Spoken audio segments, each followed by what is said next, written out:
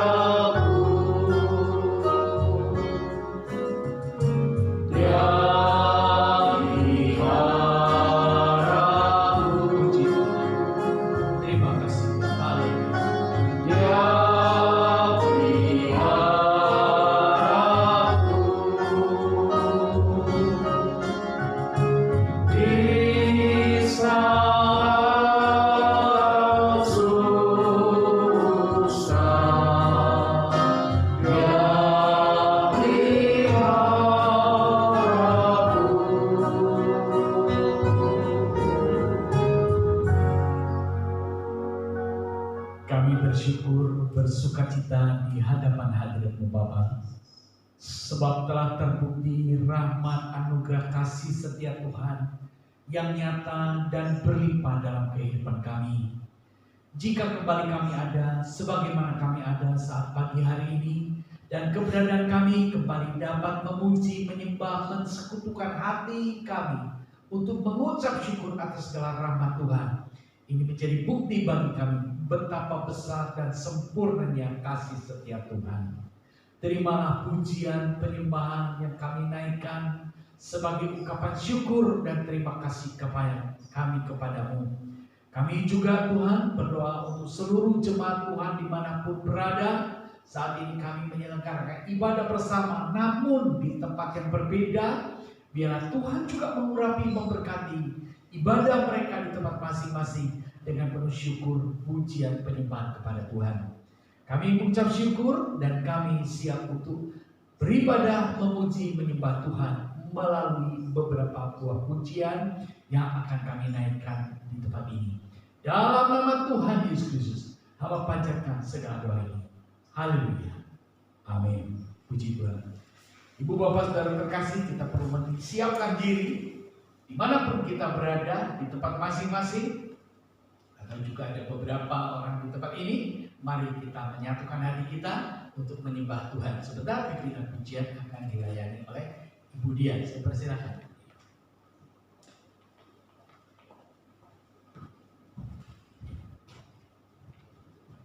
Shalom Bapak Ibu Saudara. Shalom. Kita akan bersama-sama memuji, menyembah Tuhan.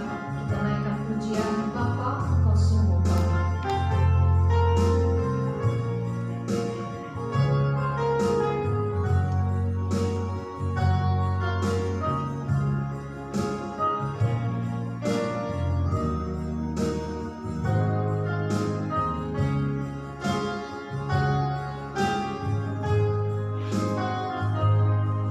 Bapa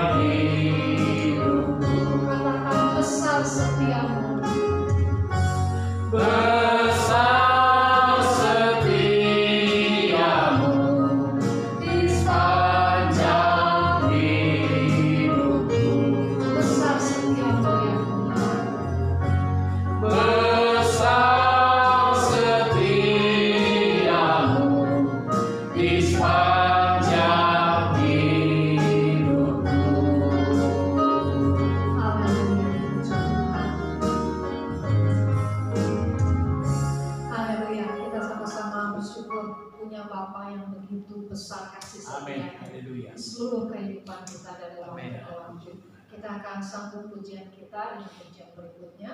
Segala puji syukur hanya bagi-Mu Tuhan, sebab Engkau yang layak dipuja.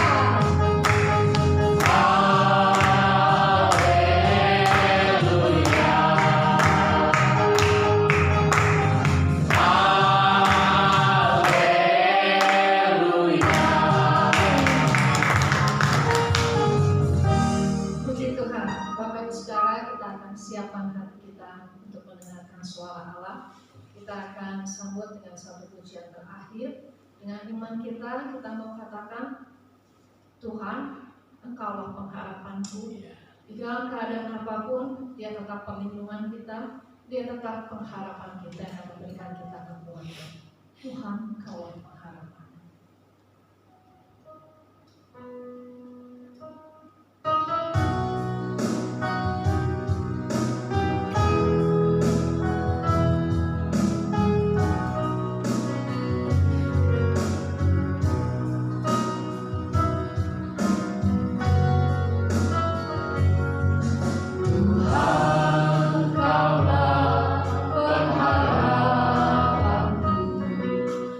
Percaya hanya kepada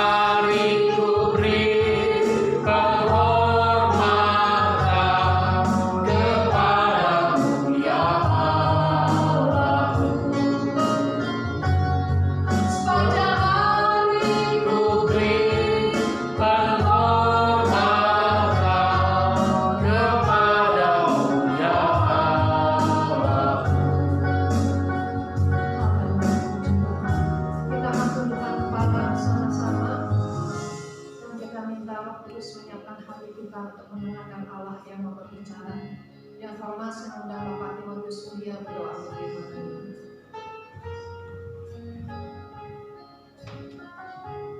Kita berdoa. Bapa dalam surga, di dalam nama Tuhan Yesus Kristus, kami bersyukur walaupun kami banyak mengikuti ibadah secara online melalui streaming, tapi kami bersyukur kami masih bisa beribadah, mendengarkan firman-Mu. Terima kasih Tuhan, dengan cara yang dengan serba modern, tapi kami masih dapat mengikutinya. Dan kami satu kali rindu bersama-sama kembali dalam ibadah berkumpul bersama. Tetapi kami menyerahkan semuanya di dalam tangan Tuhan. Waktu Tuhan itu waktu yang terbaik. Dan dengan adanya masalah yang terjadi terhadap dunia ini, kami tahu dan mengerti, kami melihat dengan iman kami bahwa apa yang Kau perbuat tidak pernah salah. Kami tidak tahu, tetapi Tuhan tidak pernah salah dan pasti akan memberikan yang terbaik bagi kami semua, bagi anak-anak-Mu. Semuanya akan memberikan dampak yang terbaik bagi kami semua. Juga sebentar kami akan mendengarkan sebagian dari firman Tuhan. Engkau mau mengurapi hamba-Mu yang menyampaikan firman Tuhan. Jadikan salur berkat sehingga seluruh pendengar, baik yang hadir di sini ataupun mendengar melalui rekaman, mendapatkan berkat-berkat rohani. Terpujilah nama-Mu, di dalam nama Tuhan Yesus Kristus kami berdoa. Haleluya. Amin.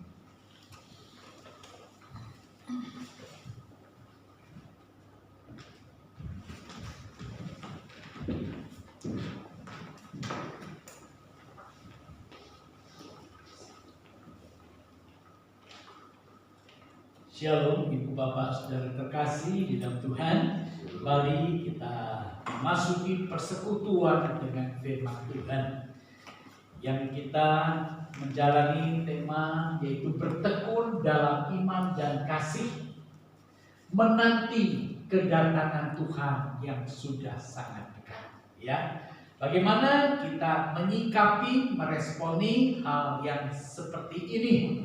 Apalagi kita juga disarankan agar kita beribadah di rumah masing-masing. Ini salah satu perubahan yang demikian mendadak ya. Kita tanpa persiapan ternyata kita harus melakukan ibadah-ibadah di rumah masing-masing. Tapi saya percaya dimanapun kita berada dan berapapun jumlah kita, dalam kesehatan dan pengharapan kepada Tuhan, Tuhan kita ada hadir di mana-mana. Amin. Puji Tuhan. Hal-hal yang ingin kita lakukan saat-saat seperti sekarang ini dengan menyelenggarakan ibadah di rumah masing-masing, yaitu kita harus selalu ingat akan kewajiban apa yang harus kita lakukan sebagai umat tebusan Tuhan. Kita ini umat yang berharga di mata Tuhan. Kita ini sudah ditebus oleh darah Yesus Kristus. Lalu kewajiban apa yang harus kita lakukan di dalam khususnya menanti kedatangan Tuhan yang sudah sangat dekat ini? Puji syukur pada Tuhan. Kita akan lihat di dalam Titus 2 mulai ayat yang pertama sampai dengan ayat yang ke-10. Tetapi kita akan bacakan terlebih dahulu Titus 2 ayat yang pertama. Silakan Pak, tolong bacakan. Titus 2 ayat yang pertama, demikian firman Tuhan. Tetapi engkau beritakanlah apa yang sesuai dengan ajaran yang sehat. Ya, ini tulisan Rasul Paulus sebagai seorang bapak rohani kepada salah satu anak rohaninya yang bernama Titus. Nah, Titus mendapat surat amanat daripada Paulus. Tetapi engkau Titus, beritakanlah apa yang sesuai dengan ajaran yang sehat. Beritakanlah apa yang sesuai dengan ajaran yang sehat. Seperti halnya, kalau kita menyajikan makanan sehat, mendatangkan kesehatan dan dampak bagi tubuh jasmani kita. Demikian juga halnya, ketika Titus mendapat perintah dari Rasul Paulus untuk menyampaikan ajaran yang sehat, tentu sehat untuk pertumbuhan iman. Puji syukur pada Tuhan. Jadi dalam segala situasi kondisi yang kita hadapi saat ini, kita anak-anak Tuhan harus tetap mendapat vitamin atau makanan-makanan rohani yang menyehatkan, seperti yang diajarkan Rasul Paulus kepada Titus. Lalu ajaran apa yang dimaksud dengan ajaran yang sehat oleh Rasul Paulus itu?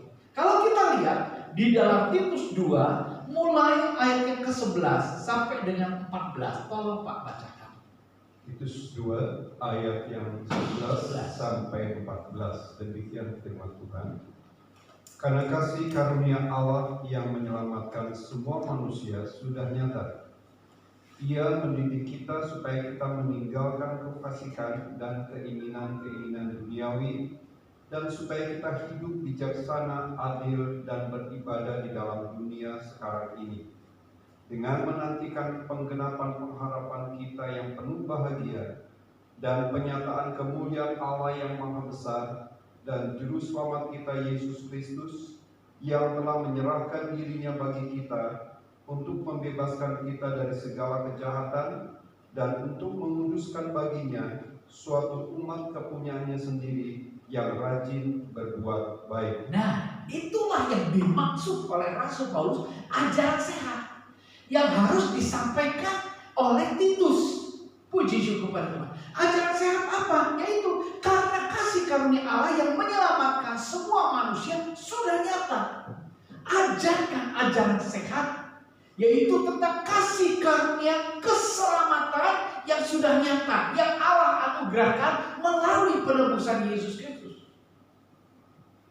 Di dalam ayat yang ke-12, Ia mendidik kita supaya kita meninggalkan kefasikan, keinginan duniawi, supaya kita hidup bijaksana, adil, beribadah di dalam dunia yang sekarang ini. Nah, itu yang diajarkan. Tuhan ingin supaya kita itu meninggalkan kefasikan, meninggalkan hawa nafsu, dan tetap menjalankan ibadah di dalam dunia yang sekarang ini. Itulah yang dimaksud dengan ajaran yang sehat, menghimbau orang supaya terus tekun di dalam ibadah. Agar apa?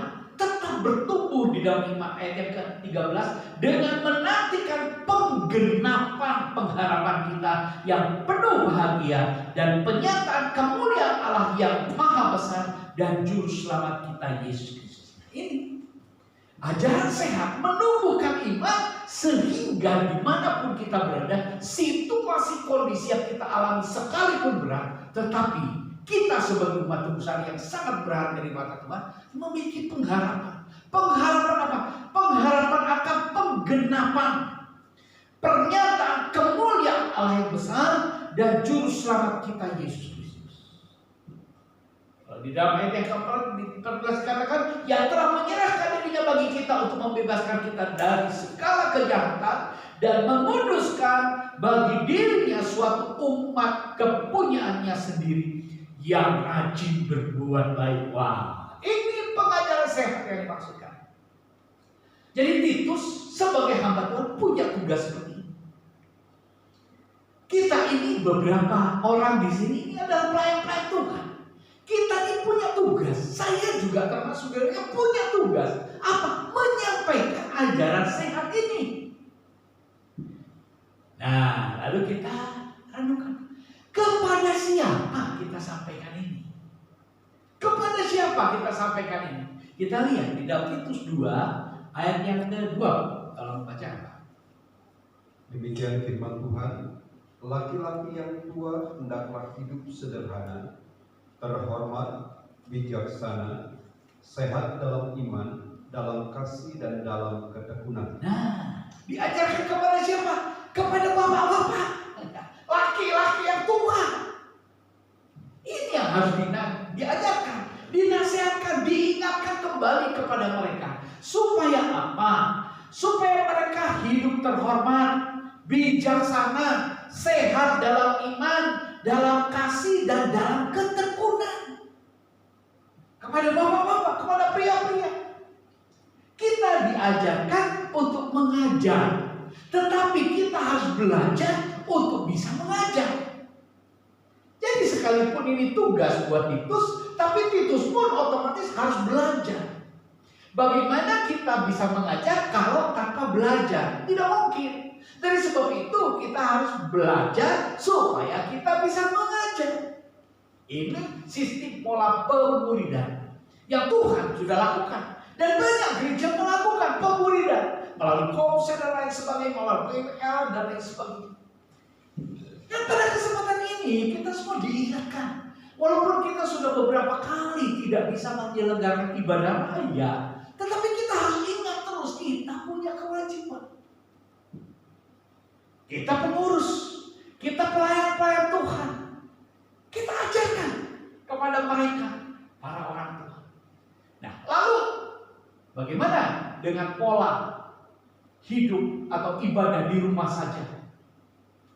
Ya, ajarkan hal ini kepada orang di sekitar. Amin. Di dalam komunitas kita, di rumah kita masing-masing. Panduan ibadah sudah diberikan. Ya, gereja memberikan panduan ibadah. Maksud tujuannya supaya dipraktikkan di rumah masing-masing. Sebab ada kewajiban yang harus terus-menerus diajarkan guna pertumbuhan iman percaya kita. Kita harus bertekun dalam iman dan kasih menanti kedatangan Tuhan. Ketekunan kita apa? Kita praktekkan dengan menjalankan kewajiban. Supaya bapak-bapak dapat mengajar kepada anak-anaknya, kepada orang-orang sekitarnya, pola hidup sederhana, bijaksana, sehat dalam iman, kasih dan dalam ketekunan. Kepada siapa lagi? Nasihat ini ditujukan. Pak, tolong bacakan ayat yang ketiga. Demikian juga perempuan-perempuan yang tua, hendaklah mereka hidup sebagai orang-orang beribadah, jangan memfitnah, jangan menjadi hamba anggur, tetapi cakap mengajarkan hal-hal yang baik. 4. Dan dengan demikian mendidik perempuan-perempuan muda mengasihi suami dan anak-anaknya. 5. Hidup bijaksana dan suci, rajin mengatur rumah tangganya, baik hati dan taat kepada suaminya, agar firman Allah jangan dihujat orang. Nah, kepada siapa Titus harus menyampaikan mengajar? Selain kepada bapak, kepada wanita, kepada ibu-ibu, kepada oma-oma. Bukankah kita juga melayani banyak orang-orang usia senja? Banyak oma-oma, banyak ibu-ibu. Itu harus diajarkan, itu harus diingatkan. Tentang apa? Ajaran yang sehat. Supaya apa? Perempuan-perempuan hendaklah mereka hidup sebagai orang-orang yang beribadah. Nah, sebagai orang-orang beribadah, kita yang ada di sini, pengurus yang ada di sini, para ibu, para wanita, para emak. Ada emak Oco di sini. Nah, itu yang harus diajarkan supaya apa? Memiliki sikap hidup dan gaya hidup sebagai orang yang beribadah. Sekalipun di rumah. Jadi kita bisa memahami bahwa ibadah yang sejati itu bukan dalam gedung gereja saja, tetapi di rumah kita masing-masing kita harus melakukan. Dan ini peran wanita, peran ibu-ibu, ya lebih ke arah sana. Jangan memfitnah, jangan menjadi hamba, tetapi cakap mengajar hal-hal yang baik. Dan dengan demikian mendidik perempuan-perempuan muda mengasihi suami dan anak-anaknya. Nah, wanita memberikan teladan, memberikan ajaran kepada anak-anak. Anak perempuan yang diajarkan, anak laki diajar sama bapaknya. Ya. Sehingga di dalam rumah tangga tercipta satu relasi komunikasi yang harmonis. Ini penting sekali. Banyak sekali rumah tangga sekarang di rumah aja, tetapi tidak harmonis satu dengan lain. Kenapa? Karena tekanan emosional, tekanan depresi. Aduh, biasanya kita melakukan ini dan itu, sekarang nggak bisa. Di rumah aja, bosen, bete, ketemu lagi ya, ketemu lagi. Coba bayangin. Iya, kita punya TV 1. Yang nonton 4 bisa rebutan tuh channel. Wah, saya nggak mau ini, pengen ini. Nah, akhirnya sebetulnya saat demikianlah peran suami, peran istri harus membawa, menggiring, mencipta suasana di dalam keluarga yang baik. Jadi sebab itu diajarkan ini dengan demikian mendidik perempuan-perempuan muda mengasihi suami dan anaknya, hidup bijaksana, suci, rajin mengatur rumah tangganya, baik hati dan taat kepada suami, agar firman Allah jangan dihujat orang. Itu peran wanita. Ternyata tugas wanita itu luar biasa, mengatur segala sesuatu. Ya, puji syukur kepada Tuhan. Nah, itu Titus punya tugas untuk memberikan ajaran kepada pria-pria, kepada wanita-wanita, dan juga kepada anak-anak muda. Ayat 6, Pak, tolong baca. Demikian juga orang-orang muda, nasihatilah mereka supaya mereka menguasai diri dalam segala hal. Ayat 7. Dan jadikanlah dirimu sendiri suatu teladan dalam berbuat baik. Hendaklah engkau jujur dan bersungguh-sungguh dalam pengajaranmu. 8. Sehat dan tidak bercela dalam pemberitaanmu, sehingga lawan menjadi malu, karena tidak ada hal-hal buruk yang dapat mereka sebarkan tentang kita. Nah, itu punya tugas. Kepada para pria, ajarkan ajaran sehat. Kepada para wanita, ajarkan ajaran sehat. Juga kepada anak muda. Ya, jadi ini merupakan berbicara tentang keluarga inti, bapak, ibu, anak. Ini nasihat yang penting sekali, ya, supaya kita hidup dalam berelasi dalam rumah tangga ini tetap dapat membangun kesehatian dan mengundang kehadiran Tuhan di dalamnya. Ya, demikian juga orang-orang muda, nasihatilah mereka supaya mereka menguasai diri dalam segala hal. Orang tua, bantu anak-anak kita untuk mereka mampu menguasai diri, mengendalikan dirinya. Tolong mereka. Supaya apa? Mereka mampu mengendalikan emosinya, mengendalikan hawa nafsunya, mengendalikan dirinya dengan baik. Ya, saya juga terkejut mendengar berita ada satu keluarga. Dia, keluarga ini terdiri suami, istri, 2 anak. Anak yang besar laki, anak yang kecil perempuan. 4 orang. Ya, ketika anaknya yang laki ini dia ngamuk, dia mengancam kedua orang tuanya dengan senjata tajam. Dan dia juga katakan, saya mau bunuh diri. Bayangin, ini terjadi. Ini terjadi. Ya, terjadi hari-hari ini. Belum 24 jam ancaman itu ada. Bayangkan dulu Bapak, betapa pentingnya kita mendapat nasihat-nasihat untuk apa? Mengendalikan orang tua, ajarkan anak-anak kita untuk mampu menguasai diri. Dengan apa? Dengan ajaran sehat. Ajaran sehat yang mana? Jangan mengikuti hawa nafsu, tetapi berlakulah adil, bijak, dan taatilah Tuhan. Itu ajaran yang harus terus dikembangkan.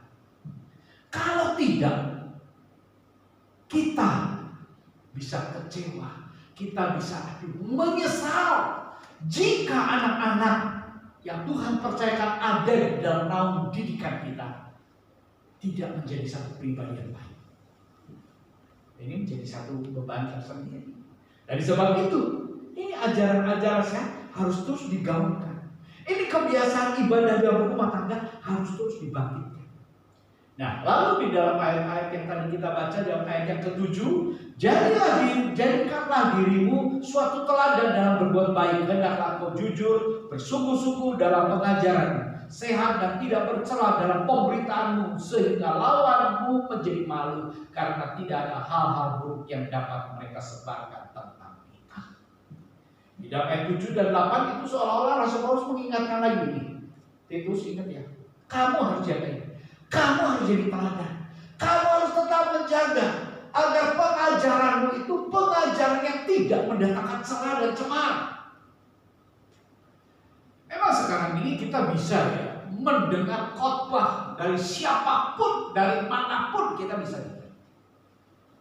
Tetapi tetap, Ibu Bapak Saudara terkasih, kita harus memilah ajaran yang menyehatkan iman, yang memberikan pertumbuhan iman. Bagaimana kita bisa mengajar dengan baik? Selain kita memberikan materi yang sesuai dengan firman Tuhan, kita harus berperilaku sesuai meneladani Kristus. Kita harus menjadi teladan. Kalau kita nggak menjadi teladan, juga repot. Bagaimana kita bisa memberikan teladan yang baik? Bagaimana ajaran itu bisa sampai dan dilakukan jika kita hanya menyampaikan pengetahuan kita, mentransfer pengetahuan kita, sehingga mereka menjadi berpengetahuan tapi tidak berperilaku. Mereka cuma tahu tapi tidak menghidupi. Mereka tahu firman Tuhan tapi tidak menghidupi firman Tuhan. Ini akan menjadi satu tantangan yang sangat luar biasa. Orang yang tahu firman Tuhan tapi tidak melakukan apa yang firman Tuhan ajarkan, itulah kemunafikan. Itulah kepura-puraan. Itulah hal yang menyesatkan. Puji syukur pada Tuhan. Mari kita para aktivis gereja, kita harus betul-betul mengemban tanggung jawab seperti ini.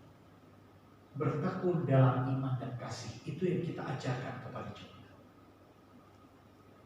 Untuk menanti kedatangan Tuhan yang sudah sangat dekat. Apa kewajiban kita? Ajar. Dan kalau kita lihat relasi hamba, ya, hamba. Apa yang harus diajarkan juga di dalam ajaran syariat kepada para hamba?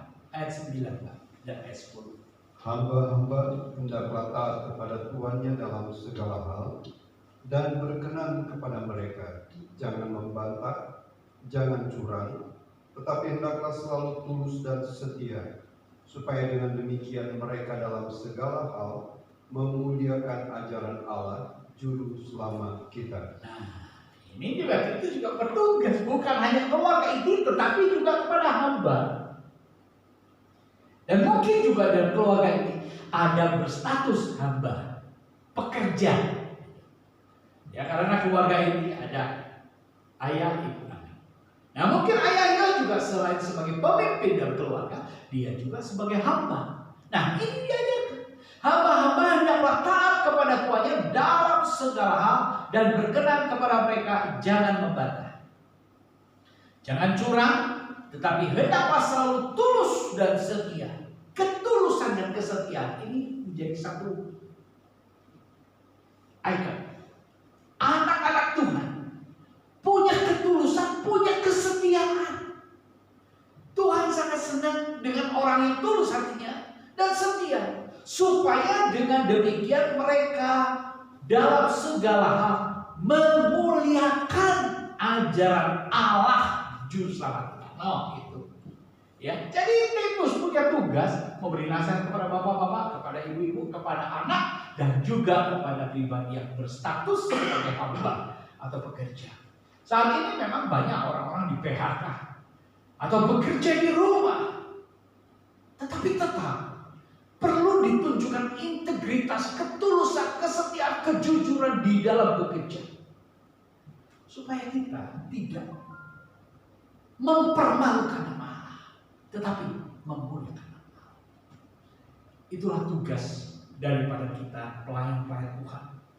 Kita mengajar diri kita supaya kita mampu mengajar orang-orang sekitar kita, keluarga inti, di dalam lingkungan bekerja. Kita dapat menjadi garam, menjadi teladan, menjadi terang. Dan nasihat daripada Rasul Paulus di dalam ayat yang ke-15, Titus 2 ayat yang ke-15. Pak, kalau bacakan Demikian firman Tuhan. Beritakanlah semuanya itu, nasihatilah dan yakinkanlah orang dengan segala kewibawaanmu. Janganlah ada orang yang menganggap engkau rendah. Nah, kembali Rasul Paulus menutup peringatan dan nasihatnya kepada Titus itu Beritakanlah semuanya itu, nasihatilah dan yakinkanlah orang dengan segala kewibawaan. Jangan ada orang yang menganggap engkau rendah. Puji syukur kepada Allah. Kita perlu wibawa. Bagaimana kita bisa mengajar, bagaimana kita bisa memberikan nasihat jika kita tidak punya wibawa? Dan wibawa itu adalah karisma yang Allah anugerahkan. Itu wibawa. Sehingga sekalipun kita ini bukan orang terkenal, sekalipun dalam status ekonomi, status sosial kita tidak menonjol, tetapi jika kita membawa berita ajaran sehat tentang Injil Kristus, Anda dan saya sangat dihargai. Pertama, dihargai oleh Allah. Allah memperlengkapi kita dengan kuasa Roh Kudus, sehingga kita punya karisma, ada urapan, ada kuasa. Sehingga di dalam keluarga kita tetap bisa menunjukkan wibawa kita, otoritas sebagai orang tua. Kenapa? Karena banyak orang tua yang sudah tidak dianggap di dalam keluarganya, banyak. Bahkan yang udahlah, si papa, udahlah si mama. Betapa menyedihkan jika kondisi ini terus berlangsung. Kita mesti bangkit, menangkap pesan apa yang disampaikan oleh seorang rasul yang dipakai Tuhan. Beritakan ajaran sehat. Apa? Injil kebenaran. Berita kebenaran. Beritakan itu dengan segala kewibawaan. Orang yang menyampaikan nasihat dengan memberikan teladan, itulah orang yang berwibawa, orang yang dihargai. Tetapi orang yang memberikan nasihat tanpa bisa melakukan apa yang dinasihatkannya, itu menjadi bahan tertawa. Mungkin di depan orang manggul-manggul, oh iya, tapi sebetulnya tidak bisa menjadi teladan. Ketika seseorang tidak bisa menjadi teladan, kehilangan wibawa. Dari sebab itu kita terus mengingat, sekalipun kita tidak menyelenggarakan ibadah. Biasa kita menyelenggarakan ibadah 1 minggu, mungkin 3 kali kita berjumpa dan ibadah. Sekarang sama sekali tidak. Jangan sampai kita menjadi lupa. Ibadah tetap harus berjalan.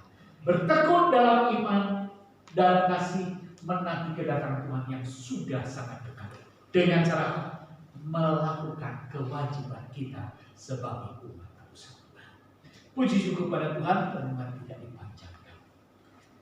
Mari kita sama-sama berdiri, kita akhiri ibadah.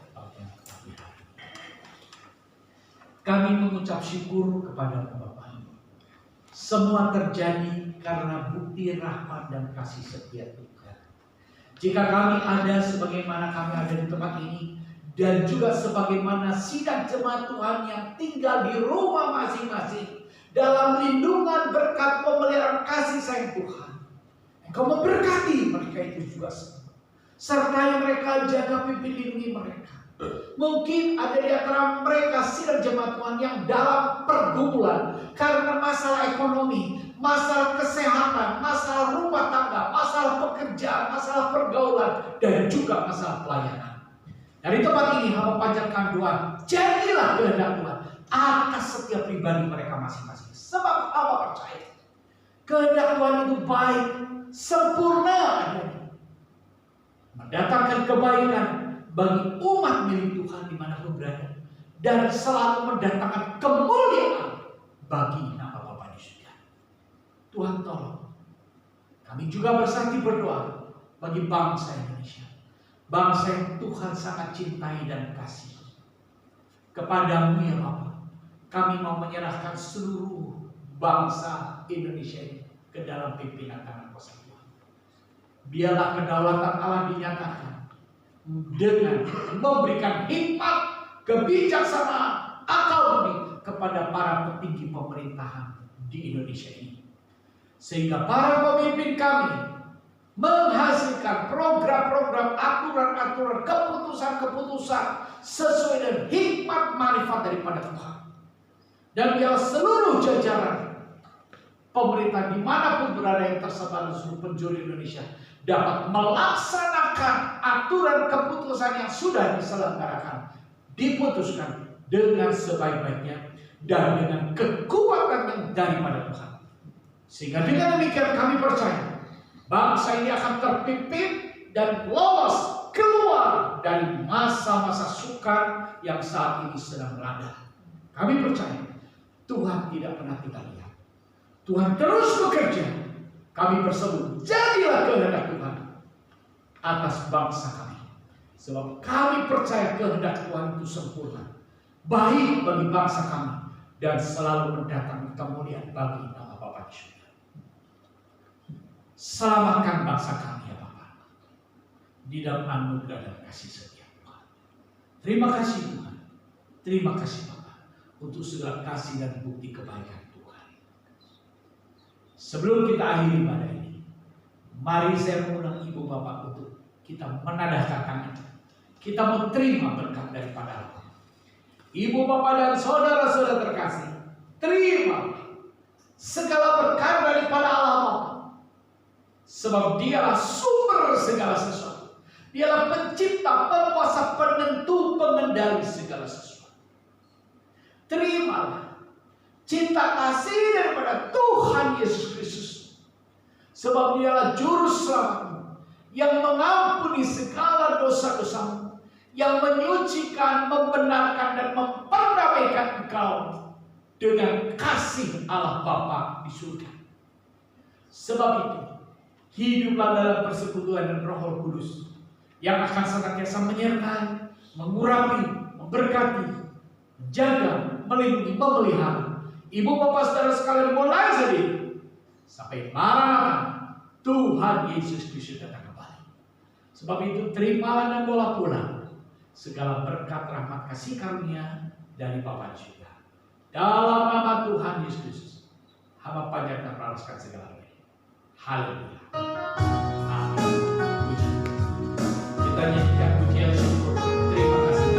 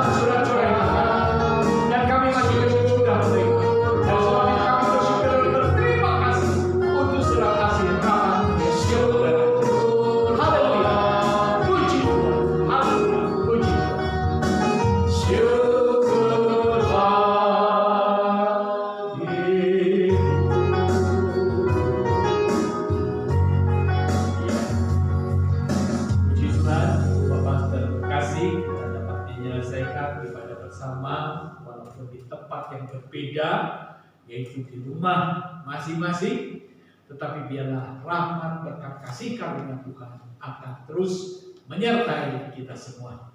Ada pengumuman yang akan disampaikan oleh sekretaris gereja, baik melalui WhatsApp ataupun melalui surat edaran. Tolong dibantu untuk diperhatikan. Biarlah kita tetap saling mendoakan satu dengan yang lainnya. Shalom, puji Tuhan, Tuhan memberkati. Amin.